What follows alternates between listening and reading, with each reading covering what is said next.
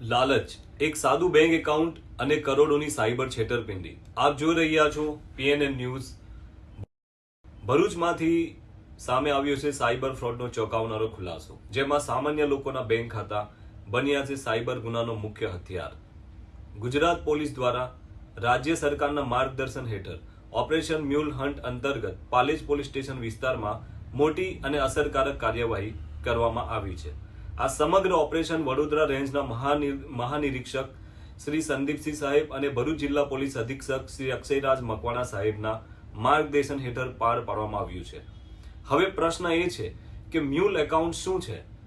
એવા બેંક ખાતા જે ફક્ત સાયબર ફ્રોડના પૈસા ફેરવવા માટે ખોલવામાં આવે છે અને કમિશનના લાલચમાં અન્ય લોકોને ભાડે આપવામાં આવે છે. Indian cyber crime coordination centre દ્વારા બનાવવામાં આવેલ સમન્વય પોર્ટલ પરથી મળેલી ચોક્કસ માહિતીના આધારે પાલેજ પોલીસ દ્વારા તપાસ હાથ ધરવામાં આવી. તપાસમાં સામે આવ્યું કે દિલ્હી, તેલંગાણા, કર્ણાટક સહિત ભારતના વિવિધ રાજ્યોમાંથી કુલ 16 સાયબર ફરિયાદોમાં આ જ એકાઉન્ટનો ઉપયોગ થયા હતા. HDFC બેંક અને બંધન બેંક ભરૂચ ખાતે ખોલાયેલા મ્યુલ એકાઉન્ટ દ્વારા કુલ ₹48,54,027 સાયબર ફ્રોડના નાણાં ફેરવવામાં આવ્યા હતા.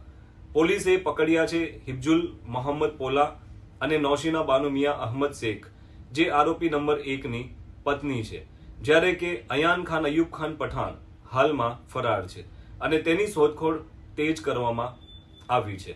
આ આરોપીઓ કમિશનના લાલચમાં આવી પોતાના બેંક એકાઉન્ટ ભાડે આપી સાયબર ગુનેગારો સુધી ફ્રોડના પૈસા પહોંચાડવામાં મદદરૂપ બન્યા હતા. પાલેજ પોલીસ સ્ટેશન ખાતે BNS કલમ 317(4) અને 61(2) મુજબ ગુનો નોંધાઈ આગળની કાયદેસરની કાર્યવાહી ચાલુ છે. યાદ રાખજો, તમારું બેંક ખાતું ભાડે આપવું મોટો ગુનો છે. લાલચ તમને ગુનેગાર બનાવી શકે છે. સાયબર ફ્રોડથી બચો, સાવચેત રહો અને કાયદાનું પાલન કરો. જોડાયેલા રહો પ્રોફેસર્સ ન્યૂઝ નેટવર્ક સાથે.